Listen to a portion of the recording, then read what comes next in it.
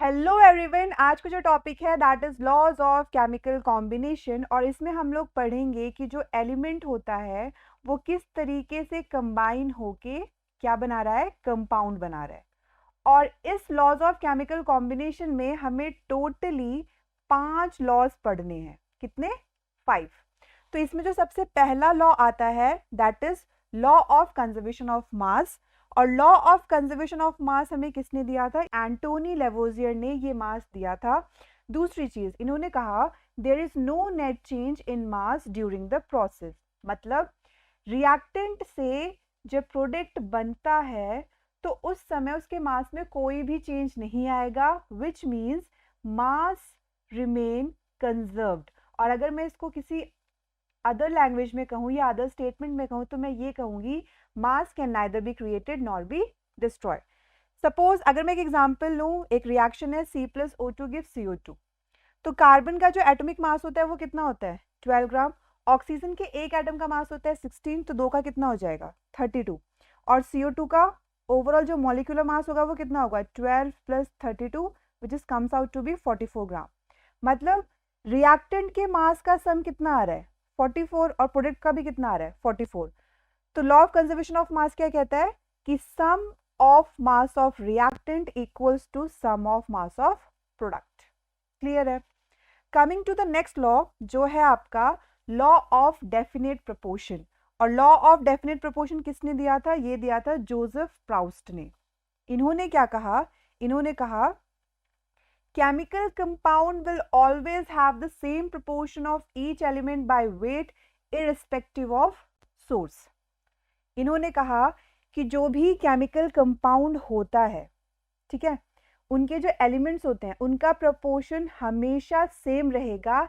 इससे कोई फर्क नहीं पड़ता कि हम उसको किस सोर्स से ले रहे हैं। इसका सबसे बेस्ट एग्जांपल मैं आपको बताती हूँ। सपोज मेरे पास जो वाटर है, वाटर के कई सारे सोर्स हैं। पहले हमारे पास वाटर का सोर्स है रेन वाटर, दूसरे हमारे पास वाटर का सोर्स है टैप वाटर, और तीसरा हमारा सोर्स है सी वाटर। तो अगर आप वाटर को कंसिडर करो तो वाटर हम लोगों ने रेन से ले लिया, टैप से ले लिया, सी से ले लिया, लेकिन हमारा जो वाटर का जो फॉर्मूला है वो तो वही रहेगा ना, H2O। और उसका रेशियो क्या रहेगा? 2:16, मतलब 1:8। मतलब ये है कि चाहे हम वाटर को किसी भी अदर सोर्स से ले रहे हैं लेकिन उसमें हाइड्रोजन और ऑक्सीजन का जो कंपोजिशन है वो हमेशा फिक्स्ड है, वो चेंज नहीं होगा। और अगर कंपोजिशन फिक्स्ड है तो उनका परसेंटेज भी क्या है? फिक्स्ड है बाय वेट। ये किसने कहा? लॉ ऑफ डेफिनेट प्रोपोर्शन ने। Coming to the next law that is law of multiple proportion. और लॉ ऑफ मल्टीपल प्रोपोर्शन किसने दिया था? लॉ ऑफ मल्टीपल प्रोपोर्शन दिया था जॉन डाल्टन ने। इन्होंने क्या कहा? इन्होंने कहा when two elements combine to form more than one compound, then the different masses of one element which combines with fixed mass of other element bears a small whole number ratio to one another। अब मैं इस statement को explain करने से पहले आपको example के through बता देती हूँ ताकि आपको स्टेटमेंट ऑटोमेटिकली फिर समझ में आ जाएगा। तो चलिए एग्जाम्पल लेते हैं। मेरे पास दो एलिमेंट है, कार्बन और ऑक्सीजन। इन्होंने बोला दो एलिमेंट ले लो, हमने ले लिया। फिर उन्होंने कहा कि हमने जो दो एलिमेंट लिए उनको कंबाइन करना है। अगर दो एलिमेंट लेके हम उसे कंबाइन कर रहे हैं तो वो दो कंपाउंड बनाएगा। ठीक है, तो कार्बन और ऑक्सीजन जब हमने लिया तो उसने दो कंपाउंड बनाए। कौन कौन से? एक बनाया CO और दूसरा कौन सा बनाया? CO2। ठीक है, तो यहां तक तो ये स्टेटमेंट कंप्लीट हो गया। आगे कह रहा है then the different masses of one element which combine with fixed mass of other element। अब हमारे पास दो कंपाउंड है, उन दोनों कंपाउंड में जो जो एलिमेंट है उनका हम क्या निकाल लेते हैं? मास निकाल लेते हैं। चलो, कार्बन मोनोऑक्साइड में कार्बन का एटॉमिक मास कितना है? 12। ऑक्सीजन का एटॉमिक मास कितना है? 16। कार्बन डाइऑक्साइड में कार्बन का एटॉमिक मास कितना है? 12 और ऑक्सीजन का 32। तो यहां से आपको एक चीज क्लियर हो रही है कि जो डिफरेंट मास है किसका? Different masses of oxygen that is 16 gram और 32 gram combine with fixed mass of carbon. Is that clear? यहाँ पे कार्बन मोनोऑक्साइड में और कार्बन डाइऑक्साइड में कार्बन का जो एटॉमिक मास है वो फिक्स्ड है, लेकिन ऑक्सीजन का जो मास है वो अलग अलग आ रहा है। तो जिसका मास अलग अलग आ रहा है उसका हम लोग क्या निकालेंगे, रेशियो निकालेंगे, दैट इज 16/32। तो ये कितना आ जाएगा, 1/2। तो ये हमारा क्या आ गया, स्मॉल होल नंबर रेशियो। और यही हमारा क्या कहता है, लॉ ऑफ मल्टीपल प्रोपोर्शन। ऐसे और भी एग्जांपल ले लो। अगर मैंने हाइड्रोजन एंड ऑक्सीजन दो एलिमेंट लिए, जब ये दोनों कंबाइन हुए तो इन्होंने क्या बनाया, एक बनाया H2O और एक बनाया H2O2, एक बनाया वाटर और दूसरा बनाया हाइड्रोजन परऑक्साइड। इसके केस में हाइड्रोजन का मास फिक्स्ड है, that is 2:16 in case of H2O, और H2O2 के केस में 2:32। तो हाइड्रोजन का मास फिक्स्ड है, ऑक्सीजन का मास क्या आ रहा है, अलग अलग आ रहा है। तो इसमें भी जब हम लोग ऑक्सीजन का रेशियो लेंगे तो कितना आ जाएगा, that is 16/32 which is 1/2। Clear हुआ। Coming to the next law, that is law of reciprocal proportion. Law of reciprocal proportion क्या कहता है, लॉ ऑफ रेसिप्रोकल प्रोपोर्शन पहली चीज रिक्टर ने दी थी, और इन्होंने क्या कहा, इन्होंने कहा when two elements combine separately with a fixed mass of third element, then the ratio of masses in which they do so bear a small whole number ratio to the ratio of masses in which they themselves combine.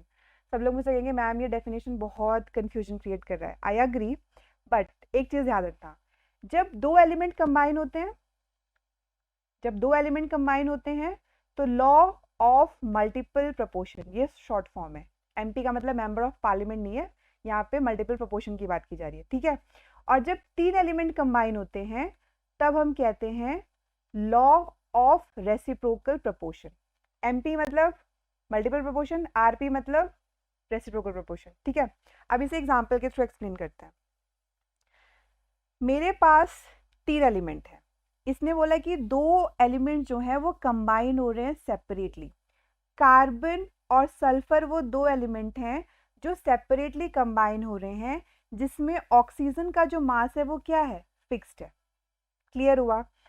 तो जब carbon और oxygen combine हुआ तो उन्होंने क्या बनाया, उन्होंने बनाया CO2, ठीक है। और जब सल्फर और ऑक्सीजन कंबाइन हुए तो उन्होंने क्या बनाया, SO2। अब मेरी बात बहुत ध्यान से सुनना, कार्बन एंड सल्फर कंबाइन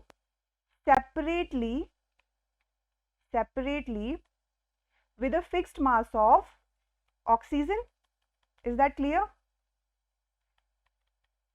ठीक है। तो यहाँ पे जो ऑक्सीजन है उसका मास क्या है, फिक्स्ड है। तो हमें रेशियो किसका निकालना है, कार्बन और सल्फर का, जो सेपरेटली कंबाइन हो रहे, तो कितना आ रहा है 12:32। और अगर मैं इसको 4 से डिवाइड करूँ तो कितना आ जाएगा 3:8, ठीक है।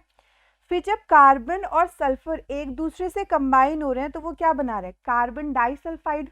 अब ratio of masses in which carbon and sulphur themselves combine, जिसमें ये एक दूसरे के साथ कंबाइन हो रहे हैं, तो कार्बन और सल्फर का रेशियो कितना आ रहा है, वो आ रहा है 12:64। और जब मैं इसको 4 से डिवाइड करूंगी तो कितना आएगा 3:16।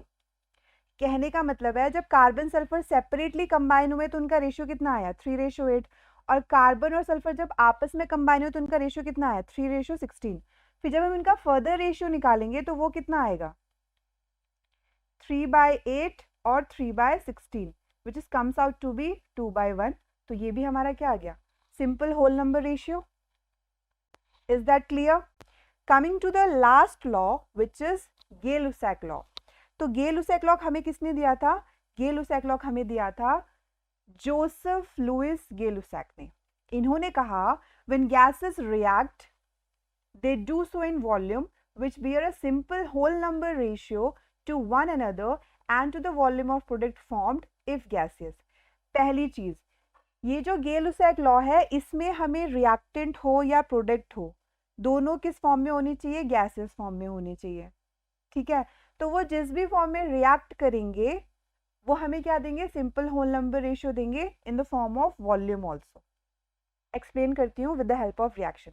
जैसे यहाँ पर आपको दिख रहा है H2 + Cl2 gives 2HCl। यहाँ पर H2 भी गैस है, Cl2 भी गैस है और HCl भी गैस है।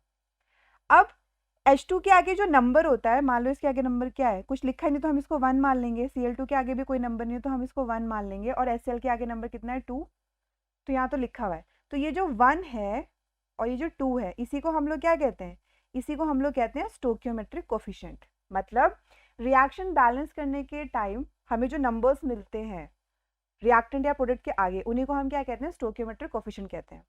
तो जितना इसका स्टोकियोमेट्रिक कोफिशिएंट है उतना ही इसका क्या हो गया, वॉल्यूम। H2 का वॉल्यूम कितना हो गया 1, Cl2 का 1 और HCl का 2। तो अगर मैं H2 का 20 ml वॉल्यूम कंसिडर कर रही हूँ तो Cl2 का भी कितना लूंगी 20, और HCl का कितना हो जाएगा 40। तो हमारा रेशियो क्या निकल कर आएगा, so according to the reaction हमारा जो रेशियो निकल कर आएगा that will be 1:1, that will be 1:1:2। Clear है? या इस तरीके से याद रखो, H2 Cl2 HCl 1:1:2। क्लियर हुआ?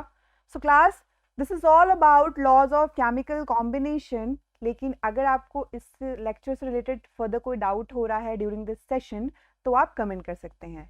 Till then keep smiling, keep shining and good bye.